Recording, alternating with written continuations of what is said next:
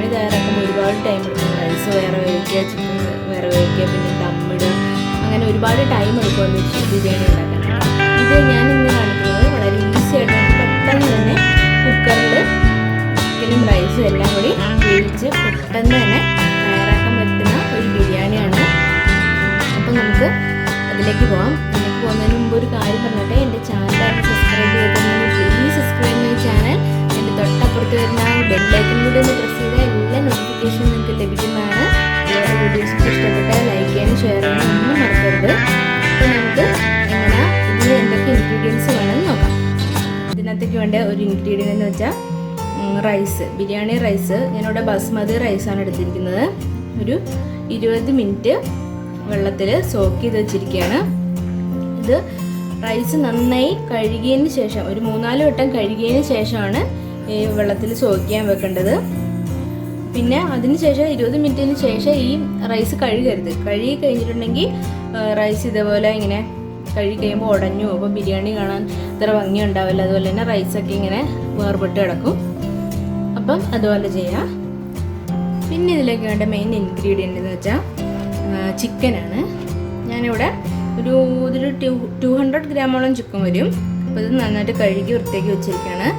ഒരു medium size ഇതായിട്ട് ഞാൻ കട്ട് ചെയ്തിരിക്കുകയാണ്. ചെറിയ പീസും ഉണ്ട്. അപ്പം നിങ്ങൾക്ക് ഇഷ്ടമുള്ള വലുപ്പത്തിൽ മീഡിയം സൈസ് ആട്ടോ അല്ലെങ്കിൽ കുറച്ചുകൂടെ വലിയ പീസാക്കണോ, അതൊക്കെ നമ്മുടെ ഇഷ്ടത്തിനനുസരിച്ച് ചെയ്യാം. ഞാനിവിടെ ഇങ്ങനെയാണ് എടുത്തിരിക്കുന്നത്. ഇത് നമുക്കൊന്ന് മാഗ്നേറ്റ് ചെയ്യണം.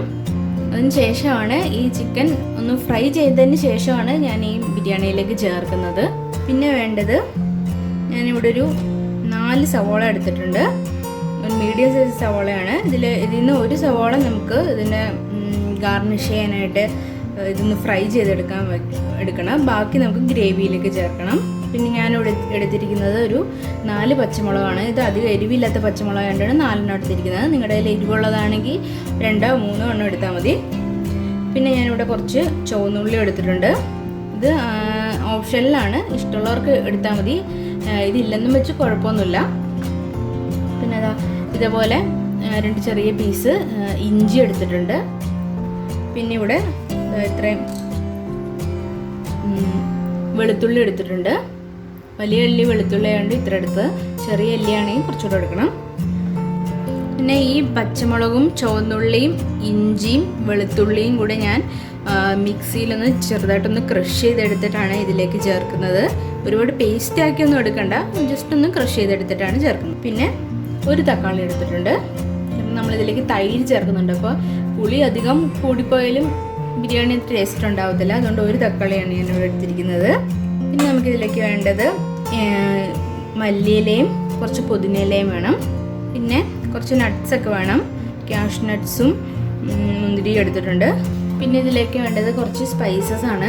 ഞാനിവിടെ എടുത്തിരിക്കുന്നത് 2-3 ചെറിയ കഷ്ണം കറുവപ്പട്ട, 2-3 ഏലക്ക എടുത്തിട്ടുണ്ട്. ഒരു തക്കോലം എടുത്തിട്ടുണ്ട്. പിന്നെ ബേ ലീവ്സ് ചെറിയ കഷ്ണം എടുത്തിട്ടുണ്ട്.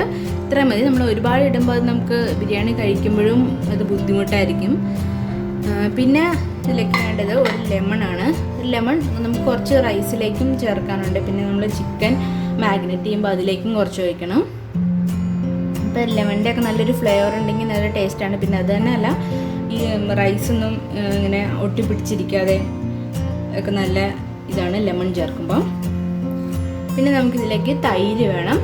കുറച്ച് 1-2 ടേബിൾ സ്പൂൺ തൈര് മതി. പിന്നെ ഇതൊക്കെ ഒന്ന് ഫ്രൈ ചെയ്തെടുക്കാൻ വേണ്ടിയിട്ട് കോക്കനട്ട് ഓയിൽ വേണം. പിന്നെ ഇതിലേക്ക് വേണ്ടത് നെയ്യാണ്. പിന്നെ വെള്ളം വേണം. ഇത്ര ഇൻഗ്രീഡിയൻസ് മതി നമുക്ക് ചെയ്യാൻ. പിന്നെ ഇതിലേക്ക് വേണ്ട മസാലകളൊക്കെ ഞാൻ അത് ചേർക്കുന്ന സമയത്ത് പറയാം, അതായിരിക്കും കുറച്ചുകൂടെ നല്ലത്. അപ്പോൾ നമുക്ക് ആദ്യം ഈ ചിക്കൻ ഒന്ന് മാഗ്നേറ്റ് ചെയ്തെടുക്കാം.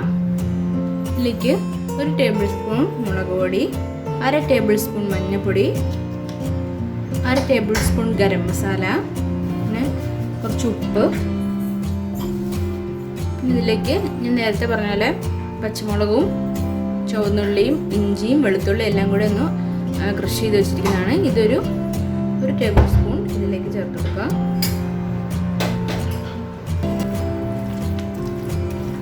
ഇതെല്ലാം കൂടെ നന്നായിട്ടൊന്ന് മിക്സ് ചെയ്തെടുക്കുക. പിന്നെ ഇതിലേക്ക് ഒരു കാര്യം ചെയ്യാൻ വിട്ടുപോകരുത്, ഇതിലേക്ക് 1 ടേബിൾ സ്പൂൺ തൈരും ചേർക്കണം. പിന്നെ ഒരു ലെമണിൻ്റെ പകുതി ഇതിലേക്ക് ചേർക്കണം. ചേർക്കുമ്പോൾ ചിക്കൻ കുറച്ചുകൂടെ ഒന്ന് ക്രിസ്പി ആയിട്ട് സോഫ്റ്റ് ആയിട്ടൊക്കെ വരും. അതിന് വേണ്ടിയിട്ടാണ് ഇതിങ്ങനെ ചേർക്കുന്നത്. കൂടെ ഒന്ന് ഇതിലേക്ക് മിക്സ് ചെയ്ത് കൊടുക്കാം.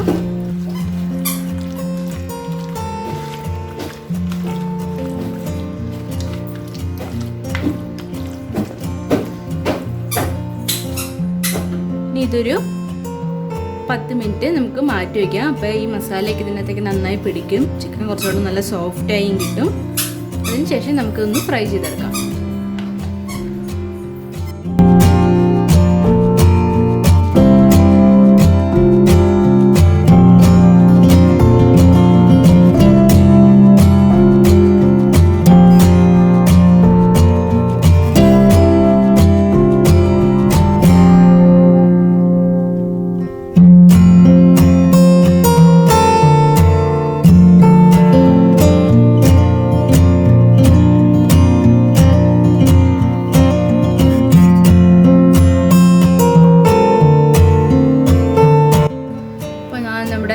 സവോളയും തക്കാളിയും എല്ലാം ഞാൻ കട്ട് ചെയ്ത് വെച്ചിട്ടുണ്ട്.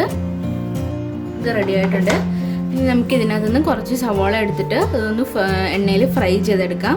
ലാസ്റ്റ് നമുക്ക് ഗാർണിഷ് ചെയ്യാനും ഇതിലേക്ക് ചേർക്കാനൊക്കെ വേണ്ടിയിട്ട് കുറച്ച് ഒരു സവോളയോളം നമുക്കൊന്ന് ഫ്രൈ ചെയ്തെടുക്കാം. അതിൻ്റെ കൂട്ടത്തിൽ തന്നെ നമുക്ക് ചിക്കനും ഫ്രൈ ചെയ്തെടുക്കാം. ഞാൻ ദാ ഇവിടെ 2 അടുപ്പിലുമായിട്ടാണ് വെക്കുന്നത്. നമുക്ക് ഒരെണ്ണത്തിൽ സവോള ഒന്ന് ഫ്രൈ ചെയ്തെടുക്കാം. മറ്റേ പാനിൽ നമുക്ക് ചിക്കനും ഫ്രൈ ചെയ്തെടുക്കാം. ഒരേ ടൈമിൽ 2 ചെയ്യുകയാണെങ്കിൽ നമുക്ക് പെട്ടെന്ന് പണിയൊക്കെ കഴിയും. 10 മിനിറ്റ് കഴിഞ്ഞിട്ടുണ്ട്. നമുക്കപ്പോൾ ചിക്കൻ ഒന്ന് ഫ്രൈ ചെയ്തെടുക്കാം. ഒരു പാൻ എടുത്ത് ഓയിൽ ഒഴിക്കുക. കോക്കനട്ട് ഓയിലാണ് എടുക്കുന്നത്. ഇനി നമുക്ക് ഇതിലേക്ക് ചിക്കൻ പീസ് ഇട്ട് കൊടുക്കാം.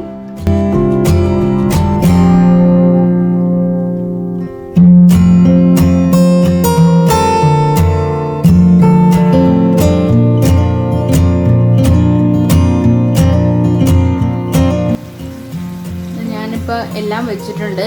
ഒരുപാട് ചിക്കൻ ഇല്ലാത്തതുകൊണ്ട് എല്ലാം നമുക്ക് വെക്കാൻ പറ്റിയിട്ടുണ്ട്. ഇത് ഒരു മീഡിയം ഫ്ലെയിമിലിട്ടിട്ട് വേണം ചെയ്യാനായിട്ട്, അല്ലെങ്കിൽ പെട്ടെന്ന് കരിഞ്ഞു പോവുകയും ചെയ്യും. അതുപോലെ ഉള്ളൊന്നും വേഗത്തില്ല. പിന്നെ നമുക്കിത് ഭയങ്കര ഡീപ്പ് ഫ്രൈ ആക്കി എടുക്കുകയൊന്നും വേണ്ട, ജസ്റ്റ് ഒരു ഷാലോ ഫ്രൈ മതി. അല്ലെങ്കിൽ നമ്മൾ നേരിട്ട് ഗ്രേവിയിലേക്ക് ചേർക്കുമ്പോൾ ഈ ചിക്കനിലൊന്നും ഗ്രേവി പിടിക്കാത്തതുകൊണ്ടാണ് ഇങ്ങനെ ഞാൻ ചേർക്കുന്നത്. അല്ല, അഥവാ ഇതുപോലെ നിങ്ങൾക്ക് ചെയ്യാൻ ടൈം ഇല്ല എന്നുണ്ടെങ്കിൽ നേരിട്ട് ഗ്രേവിയിലേക്ക് ചിക്കൻ ചേർത്താൽ മതി. ഇങ്ങനെ ഫ്രൈ ചെയ്യണമെന്നില്ല, ഇത് ഓപ്ഷനിലാണ്. ഇഷ്ടമുള്ളവർ മാത്രം ചെയ്താൽ മതി. അപ്പോൾ നമുക്ക് ഈ പാനിൽ നമുക്ക് ആദ്യം കുറച്ച് സവാള ഫ്രൈ ചെയ്യുന്നതിന് മുമ്പ് നമുക്ക് നമ്മുടെ നട്ട്സൊക്കെ ഒന്ന് നെയ്യിലൊന്ന് വറുത്തെടുക്കാം. അപ്പോൾ ഇതിലേക്ക് കുറച്ച് നെയ്യ് ഒഴിക്കുക. 2 ടേബിൾ സ്പൂൺ നെയ്യ് മതി. നെയ്യുടെ ടേസ്റ്റ് ഇഷ്ടമില്ലാത്തവർ വെളിച്ചെണ്ണ ഉപയോഗിക്കുക. കൊടുക്കുക. 2 സെപ്പറേറ്റ് ഫ്രൈ ചെയ്യണം എന്നുള്ളവർക്ക് അങ്ങനെ ചെയ്യട്ടെ. ഞാനിതിപ്പോൾ ടൈം പെട്ടെന്ന് ഒരുപാട് ടൈം പോകാതിരിക്കാൻ വേണ്ടിയിട്ടാണ് ഇങ്ങനെ 2 കൂടെ ഒരുമിച്ചിട്ടത്.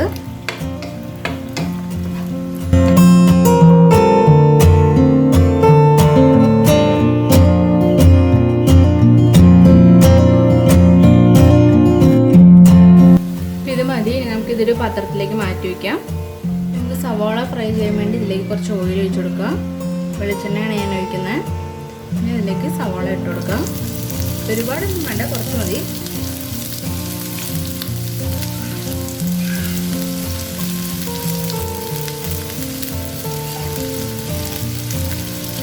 ഇത് നന്നായിട്ട് മിക്സ് ചെയ്തിട്ട് ഒരു ഗോൾഡൻ നിറമാവുന്നവരെ ഫ്രൈ ചെയ്തെടുക്കണം. ഇത് കരിഞ്ഞു പോകരുത്. കരിഞ്ഞു പോയിട്ടുണ്ടെങ്കിൽ ബിരിയാണിയിൽ ഇത് ചേർക്കുമ്പോൾ ആ ടേസ്റ്റ് നല്ല ടേസ്റ്റ് കിട്ടില്ല.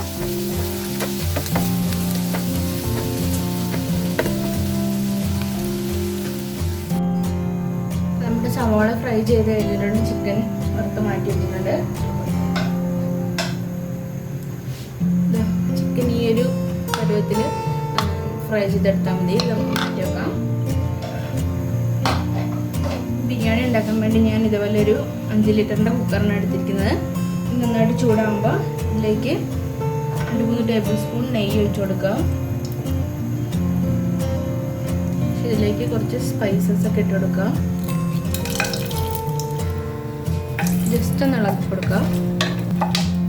നല്ലൊരു സ്മെല്ലൊക്കെ വരും. ഇതിലേക്ക് നമ്മുടെ ഇഞ്ചി, വെളുത്തുള്ളി, ചുവന്നുള്ളി, പച്ചമുളക് പേസ്റ്റ് ഇട്ട് കൊടുക്കുക.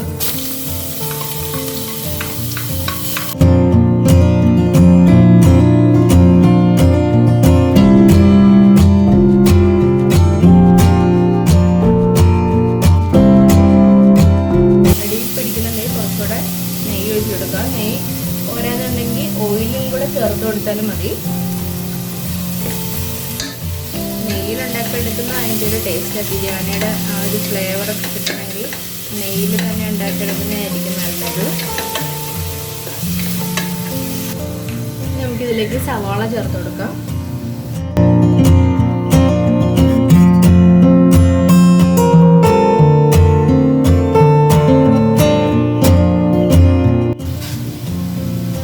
ഉപ്പിട്ട് കൊടുക്കാം.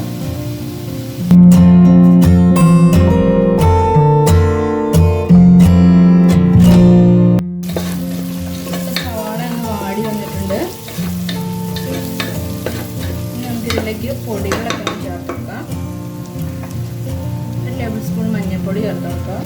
1 ടേബിൾ സ്പൂൺ മുളക് പൊടി ചേർത്ത് കൊടുക്കാം. പിന്നെ 1 ടേബിൾ സ്പൂൺ ഗരം മസാല ചേർത്ത് കൊടുക്കാം. ബിരിയാണി മസാല നിങ്ങളുടെ കയ്യിലുണ്ടെങ്കിൽ ബിരിയാണി മസാലയും ചേർത്ത് കൊടുക്കുക. ഞാനിവിടെ ഇത്രയും മസാല ചേർക്കുന്നുള്ളൂ. ഈ പൊടികളുടെ പച്ചമണമൊക്കെ ഒന്ന് മാറുന്നവരെ നമുക്കൊന്ന് ഇളക്കി കൊടുക്കുക.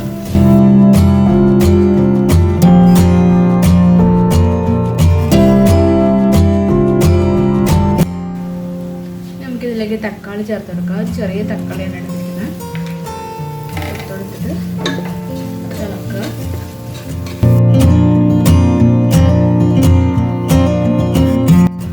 ഇതിലേക്ക് കുറച്ച് മല്ലിയിലയും പുതിനയിലയൊക്കെ ചേർക്കുക.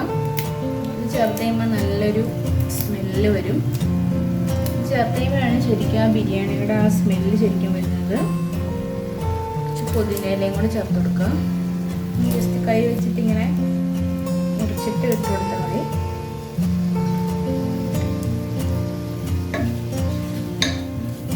മിക്സ് ചെയ്ത് കൊടുക്കുക. കുറച്ച് ടൈം ഒന്ന് മൂടി വയ്ക്കാം.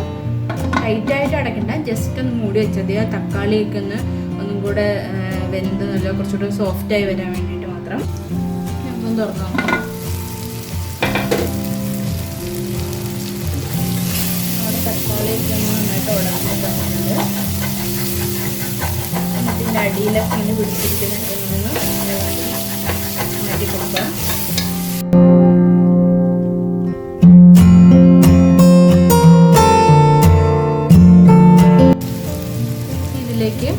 ബാക്കി വെച്ചിരിക്കുന്ന ആ ചെറിയ പീസ് ലെമൺ പിഴിഞ്ഞ് കൊടുക്കുക.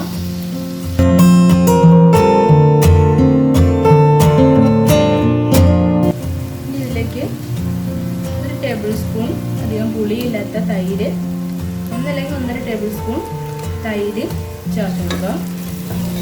അപ്പോൾ ഈ തൈര് ചേർക്കുന്നത് അതനുസരിച്ച് നമ്മൾ തക്കാളി ചേർത്താൽ മതി. പുളിയുള്ള തൈരാണെങ്കിൽ തക്കാളി അതിനനുസരിച്ച് ചേർത്താൽ മതി. പകുതി തക്കാളി എടുത്താൽ മതി. അങ്ങനെയാണെങ്കിൽ ഇതിപ്പോൾ അധികം പുളിയില്ലാത്ത തൈരായതുകൊണ്ട് ഞാൻ 1.25 ടേബിൾ സ്പൂൺ തൈര് ചേർത്ത് കൊടുത്തിട്ടുണ്ട്. ഇനി നമുക്ക് ഇതിലേക്ക് ചിക്കൻ ചേർത്ത് കൊടുക്കാം. ഞാൻ നേരത്തെ പറഞ്ഞ പോലെ നമ്മൾ ചിക്കൻ ഫ്രൈ ചെയ്യുന്നില്ലെങ്കിൽ ഈ സമയത്ത് ചിക്കൻ ഇട്ട് കൊടുക്കുക. എന്നിട്ട് കുറച്ച് നേരം ഇതിനകത്തിട്ട് ഒന്ന് വേവിച്ചെടുക്കുക. ഇതിപ്പോൾ നമ്മൾ ഫ്രൈ ചെയ്ത് വെച്ചിരിക്കുന്നതാണ്. ഇതിനകത്തേക്ക് ഇട്ടിട്ട് ജസ്റ്റ് ഒരു 5 മിനിറ്റ് ഒന്ന് ഇങ്ങനെ ഇതിലിട്ടൊന്ന് വഴറ്റി കൊടുക്കുക.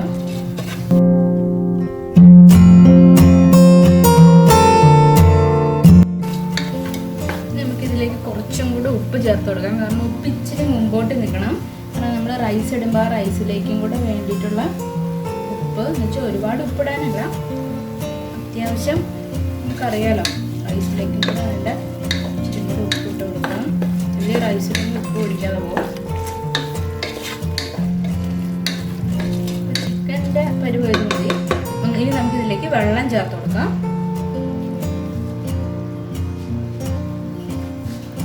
അപ്പം ഞാൻ എന്താ ഈ ഒരു ഗ്ലാസ്സിലായിരുന്നു അരി മെഷർ ചെയ്തെടുത്തത്. അപ്പോൾ ഇതിൽ 1 ഗ്ലാസ് അരിയാണ് ഞാൻ എടുത്തിരിക്കുന്നത്. അപ്പോൾ ഇതിലേക്ക് ചേർക്കേണ്ട വെള്ളം 2.25 ഗ്ലാസ്സാണ് ചേർക്കേണ്ടത്. അപ്പോൾ നിങ്ങൾ ഏത് ഗ്ലാസ്സിലാണോ അരി മെഷർ ചെയ്തെടുക്കുന്നത് അതേ ഗ്ലാസ്സിൽ തന്നെ വെള്ളം ചേർത്ത് കൊടുക്കാം.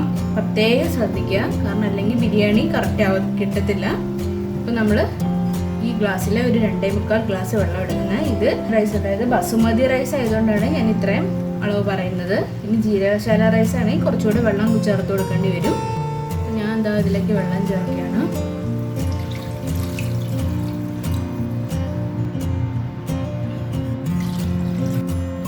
മുക്കാൽ ഗ്ലാസ്സാണ് വെള്ളമാണ് ഞാനിവിടെ ചേർത്തിരിക്കുന്നത്.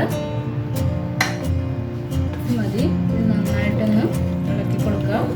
അപ്പം ഞാനൊരു കാര്യം ചെയ്യാൻ വിട്ടുപോയി. നേരത്തെ നമ്മൾ വെള്ളം ഒഴിക്കുന്നതിന് മുമ്പ് ചെയ്യേണ്ടതായിരുന്നു. നമ്മൾ ഫ്രൈ ചെയ്ത് വെച്ചിരിക്കുന്ന സവാളയും വളരെ കുറച്ച് ഇട്ട് കൊടുക്കുക. പിന്നെ നമ്മുടെ കാഷ്യൂ നട്ട്സും മുന്തിരിയും വറുത്തിട്ടുള്ള അതും കുറച്ച് ഇതിലേക്ക് ഇട്ട് കൊടുക്കുക. ബാക്കി ഗാർണിഷ് ചെയ്യാൻ വേണ്ടി എടുക്കാം. ഇനി ഇതൊന്ന് ജസ്റ്റ് ഒന്ന് ഒരു തള വന്നു കഴിയുമ്പോഴത്തേക്ക് നമുക്ക് ഇതിലേക്ക് റൈസ് ഇടാം. അപ്പോൾ ഈ സമയത്ത് ഉപ്പൊക്കെ ഒന്ന് നോക്കാം, ഉപ്പൊക്കെ കറക്റ്റാണെന്ന്. അതിൻ്റെ ഉപ്പൊക്കെ കറക്റ്റാണ്. ഇനി നമുക്ക് തിളയ്ക്കുന്നവരെ ഒന്ന് വെയിറ്റ് ചെയ്യാം. ഇത് ചെറുതായിട്ടൊന്ന് തിളച്ച് വന്നിട്ടുണ്ട്. നമുക്കിതിലേക്ക് റൈസ് ഇട്ട് കൊടുക്കാം. അപ്പോൾ റൈസ് ഞാനിവിടെ വെള്ളമൊക്കെ മാറ്റി ഡ്രെയിൻ ചെയ്ത് വെച്ചിട്ടുണ്ട്. കറക്റ്റ് 20 മിനിറ്റ് നമ്മൾ സോക്ക് ചെയ്ത് വെച്ചാൽ മതിയിട്ടുണ്ട്. അതിൽ കൂടുതൽ നമ്മൾ വെക്കണ്ട. ഇതിലേക്ക് റൈസ് കൂടെ ചേർത്ത് കൊടുക്കുക.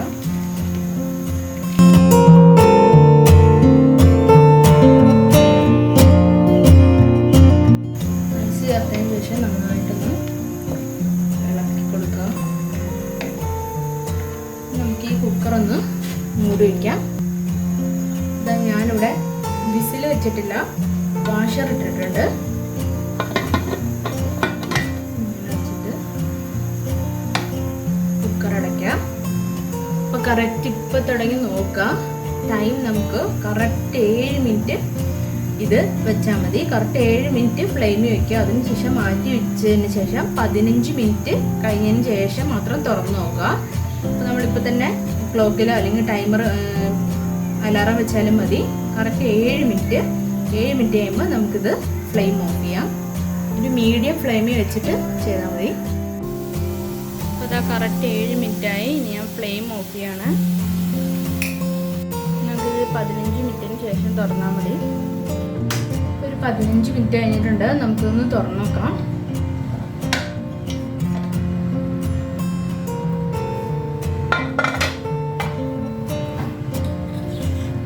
ഇതുപോലെ ഒരു ഫോർക്ക് വെച്ചിട്ട് ഇങ്ങനെ എടുത്ത് നോക്കുക. ഇപ്പം നമ്മുടെ ബിരിയാണി റൈസ് നന്നായിട്ട് വന്നിട്ടുണ്ട്. നമുക്ക് വേവൊന്ന് നോക്കാം. കറക്റ്റ് പെർഫെക്റ്റ് ആയിട്ട് വെന്തിട്ടുണ്ട്. അധികം വെന്തും പോയിട്ടില്ല, കറക്റ്റായിട്ടുണ്ട്. അപ്പോൾ ഇതുപോലെ ഒരു ഫോർക്ക് വെച്ചിട്ട് ഇങ്ങനെ പതുക്കെ ഇതൊക്കെ മുകളിലേക്ക് ഇങ്ങനെ എടുത്തിടുക.